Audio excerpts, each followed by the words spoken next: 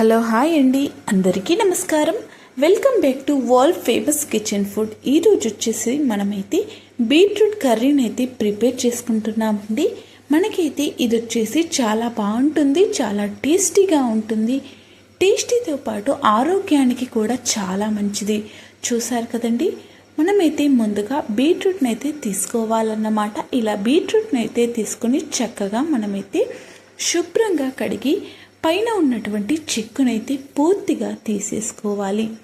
అలా తీసుకున్న తర్వాత మీరైతే చిన్న చిన్న పీసెస్గా కట్ చేసుకోండి. ఇక మనకు బీట్రూట్ గురించి చెప్పనక్కర్లేదు. బీట్రూట్ అనేది చాలా అంటే చాలా హెల్దీ అయినటువంటి రెసిపీ కాబట్టి మనం బీట్రూట్ని ఏ విధంగా తీసుకున్నా ఆరోగ్యానికి అయితే బాగుంటుంది. మనకు బీట్రూట్ వచ్చేసి జ్యూస్గా తీసుకున్న, కర్రీస్లో ప్రిపేర్ చేసుకున్న, హల్వాలా ప్రిపేర్ చేసుకున్న, స్వీట్ లాగా ప్రిపేర్ చేసుకున్న, మనం దీన్ని ఏ విధంగా యూస్ చేసినా కూడా చాలా బాగుంటుందండి. ఆరోగ్యానికి అయితే చాలా మంచిది. బ్లడ్ ఇంప్రూవ్మెంట్ అయితే చాలా బాగుంటుంది. కాబట్టి తప్పకుండా మీరు బీట్రూట్ రెసిపీని అయితే ప్రిపేర్ చేసుకోండి. మీరు ఎలాంటి రెసిపీస్ ప్రిపేర్ చేసుకున్నా పర్వాలేదు, కానీ తప్పకుండా బీట్రూట్తో కర్రీస్ కానీ ఇలా ఏవైనా కానీ ప్రిపేర్ చేసుకోండి. ఇక మనం ఈరోజు వచ్చేసి బీట్రూట్ కర్రీని ఎలా ప్రిపేర్ చేసుకోవాలో ఇప్పుడైతే మనం ఈ వీడియోలో వివరంగా తెలుసుకుందాం. అంతకన్నా ముందు మా ఛానల్ని ఎవరైనా కొత్తగా చూస్తున్నట్లయితే తప్పకుండా లైక్ చేయండి, షేర్ చేయండి, సబ్స్క్రైబ్ చేసుకొని మాకు సపోర్ట్ చేయండి. చూసారు కదండి, చాలా బాగున్నాయండి. ఇక మనం బీట్రూట్ వచ్చేసి మనం చాలా పెద్దగా ఉన్నటువంటి బీట్రూట్ని అయితే తీసుకోకండి. మీకు అవైలబుల్గా లేకుంటే పర్వాలేదు, కానీ చాలా చిన్నగా ఉన్నటువంటివి తీసుకున్నారంటే చాలా లేతగా తినడానికి కూడా చాలా బాగుంటాయి. జస్ట్ మనం కర్రీలా ప్రిపేర్ చేయకుండా డైరెక్ట్గా తీసుకున్నా కూడా చాలా బాగుంటాయి. ముదురుగా ఉన్నటువంటి బీట్రూట్ని తీసుకుంటే తినడానికి బాగుండవు.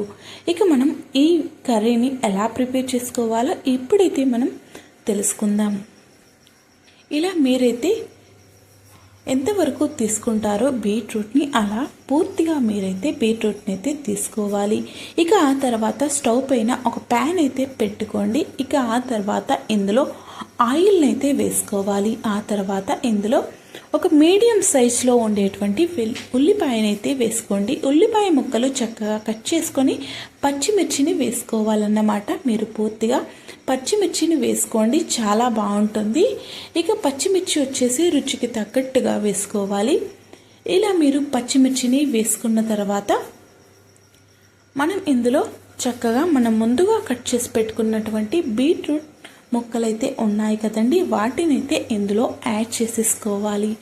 ఇలా మనము ఎంతవరకు బీట్రూట్ ముక్కలను అయితే తీసుకున్నామో అలా మీరైతే పూర్తిగా బీట్రూట్ని అయితే తీసుకోవాలి. ఇలా తీసుకొని చక్కగా ఇందులో యాడ్ చేసేసుకొని మనం కలుపుకోవాలి.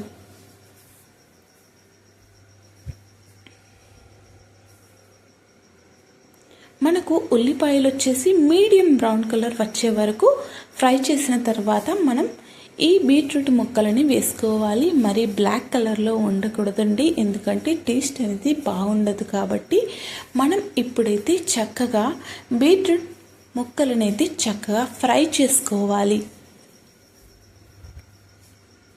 ఇలా మీరైతే బీట్రూట్ ముక్కలనైతే ఫ్రై చేసుకోవాలి. చూసారు కదండి, మనకు ఆయిల్ వచ్చేసి కలర్ అయితే చేంజ్ అవుతూ ఉంటుందన్నమాట. ఇక మీరైతే బీట్రూట్ ముక్కలని ఫ్రై చేస్తున్నప్పుడు హై ఫ్లేమ్లో అస్సలు పెట్టకూడదు. మీడియం ఫ్లేమ్లో ఉంచి చక్కగా మనమైతే బీట్రూట్ ముక్కలనైతే ఫ్రై చేస్తూ ఉండాలన్నమాట. ఇక ఇందులోనే మీరైతే రుచికి తగ్గట్టుగా సాల్ట్ని కూడా వేసుకోండి. పచ్చిమిర్చిని ఎక్కువగా వేసుకోండి. మనం కారపొడి ఎక్కువగా వేసుకుంటే టేస్ట్ అనేది బాగుండదు. కాబట్టి మీరు పచ్చిమిర్చి వేసుకొని రుచికి తగ్గట్టుగా సాల్ట్ని వేసుకొని చక్కగా ఫ్రై చేసుకోవాలి. ఇక మనకు సీక్రెట్ టిప్ వచ్చేసి ఏంటంటే, మనకు కర్రీ అనేది కంప్లీట్గా ఫ్రై అయిన తర్వాత చివర్లో ఇలా మీరైతే కుడకపొడిని వేశారంటే చాలా బాగుంటుందండి, చాలా టేస్టీగా ఉంటుంది. ఇలా మీరు ఒక్కసారి ట్రై చేసి చూడండి, ఎలా వచ్చిందో కామెంట్ బాక్స్లో కామెంట్ అయితే చేయండి. ఇక మీకైతే పసుపును వేయడం క్లిప్ అయితే చూపించలేదు, కానీ జస్ట్ మిస్ అయ్యింది అంతే. ఇలా వీడియో నచ్చితే లైక్